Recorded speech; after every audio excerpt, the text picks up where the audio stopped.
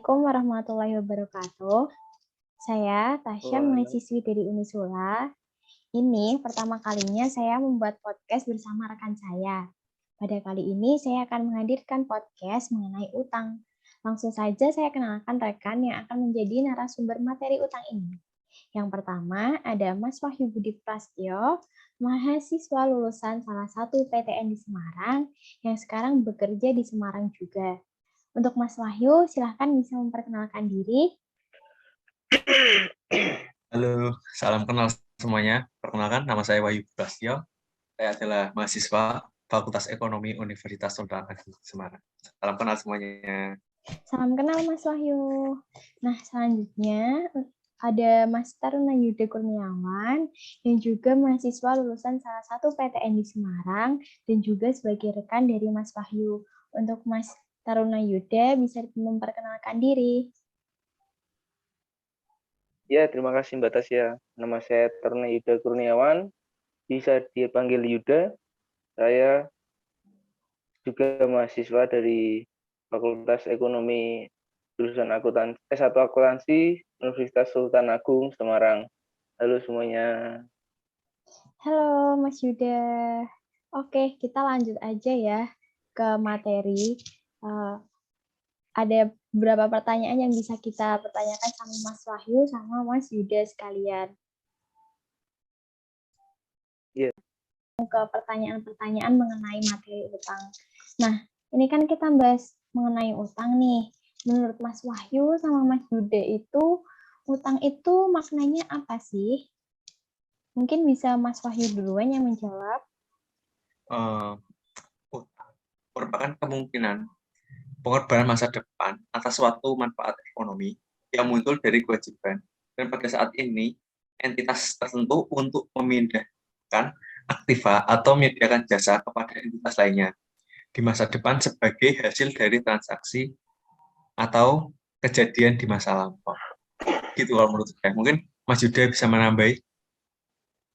Oh ya, saya setuju ya sama Mas Wahyu berkaitan dengan utang tadi, pengertiannya seperti itu. Tapi saya sedikit mau menambahi Mas Wahyu ya. Untuk lebih jelasnya itu utang tuh ada dua, yaitu utang jangka pendek dan utang jangka panjang. Begitu Mbak Tasya. Oh, baik Mas Wahyu dan Mas Yuda. Nah, tadi kan untuk utang itu dikategorikan menjadi dua ya, jangka pendek dan jangka panjang. Saya ingin bertanya dulu tentang utang jangka pendek. Ini tuh kategorinya tuh apa aja ya? Untuk kategori dari utang jangka pendek sendiri yaitu entitas mengharapkan akan menyelesaikan liabilitas tersebut dalam siklus operasional normal. Yang kedua, entitas memiliki liabilitas tersebut untuk tujuan diperdagangkan. Yang ketiga, liabilitas tersebut jatuh tempo untuk diselesaikan dalam jangka waktu atau periode 12 bulan setelah periode pelaporan, atau entitas tidak memiliki hak tanpa syarat untuk menunda penyelesaian liabilitas selama sekurang-kurangnya 12 bulan setelah periode pelaporan. Gitu Pak Tasya. Oh, begitu. Nah, ini kan saya kurang paham ya, Mas Wahyu. Untuk contohnya tuh apa aja ya kira-kira? Untuk contohnya itu hutang berbunga dalam jangka pendek itu meliputi hutang bank jangka pendek, wesel bayar jangka pendek. Terus untuk yang hutang yang terkait dengan kegiatan usaha entitas yaitu hutang usaha, hutang pajak, hutang dividen, beban yang masih harus dibayar, pendapatan diterima di muka, hutang imbalan kerja, dan hutang jaminan. Gitu, Mbak. Oh, iya, baik-baik.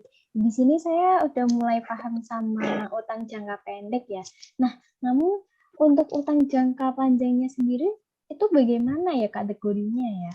Kenapa bisa dikategorikan sebagai utang jangka panjang ya? Mungkin Mas Yuda bisa Mbak, bantu menjawab, Mas. Ya, terima kasih Mas Wahyu. Saya mau bantu juga menambah dari Mas Wahyu ya. Jadi Mas Wahyu itu udah menjelaskan yang di hutang jangka pendek itu sama-sama hutang ya. Hutang, Ya. cuman intinya itu yang paling yang paling gampang itu dari jangka waktunya ya, Mbak Tasya, Mas Wahyu.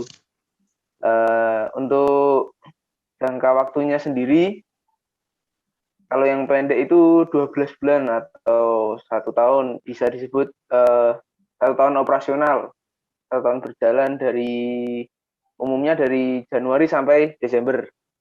Lalu kalau utang jangka panjang sendiri sudah teridentifikasi, pasti lebih dari 1 tahun. Tapi panjangnya itu tidak yang panjang sampai tidak diketahui batasnya, pasti ada batasnya.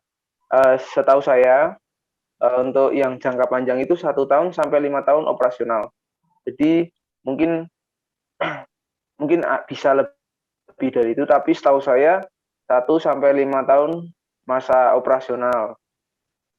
Lalu untuk entitasnya memiliki tujuan untuk menambah manfaat aset jangka panjang tersebut. Contohnya menambah usia waktu dari masa aset tersebut. Misalnya jangka waktunya bisa dipakai 2 tahun, tapi bisa dengan dirawat dan di servis mungkin bisa diperpanjang jadi 3 atau 4 tahun.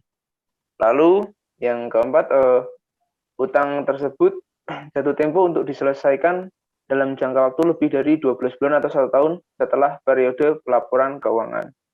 Begitu Mbak Tasya. Oh, begitu. Nah, untuk contohnya itu apa ya, Mas Yuda?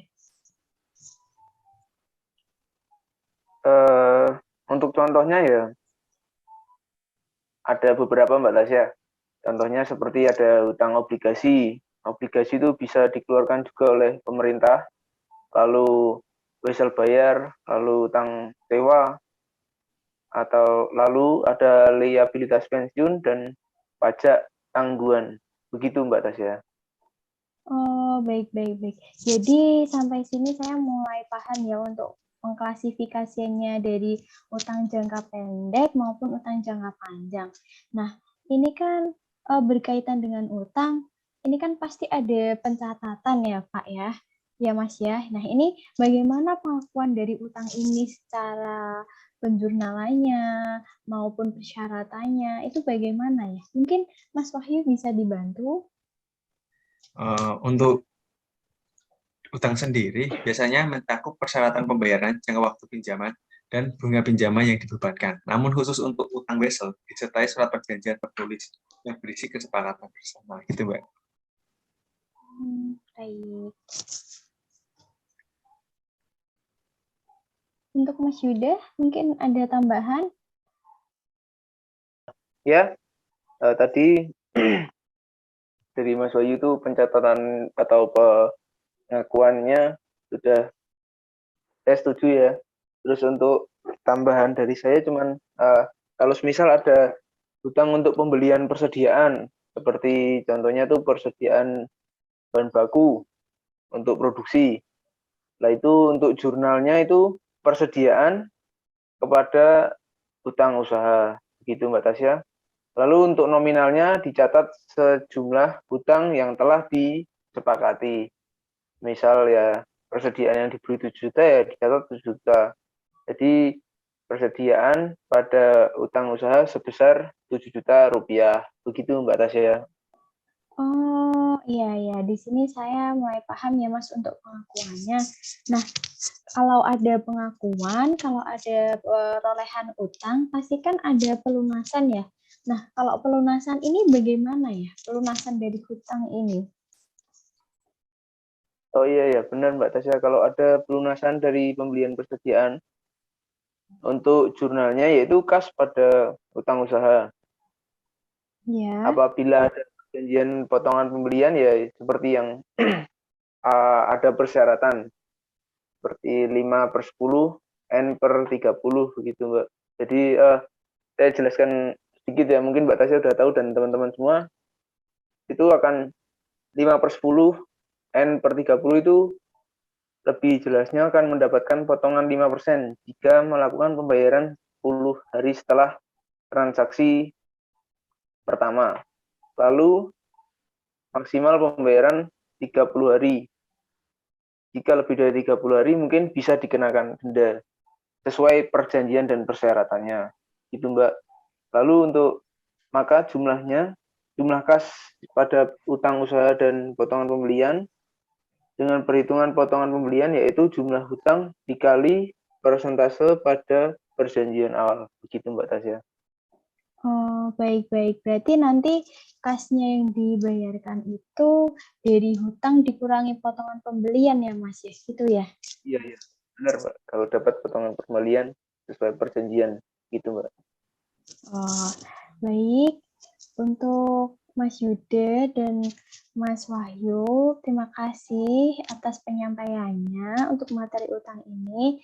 Di sini saya akan menyampaikan tentang kesimpulan materi dari utang pada kali ini. Nah, jadi hutang itu timbul karena pengorbanan masa depan untuk mendapatkan manfaat pada masa kini, baik di masa mendatang.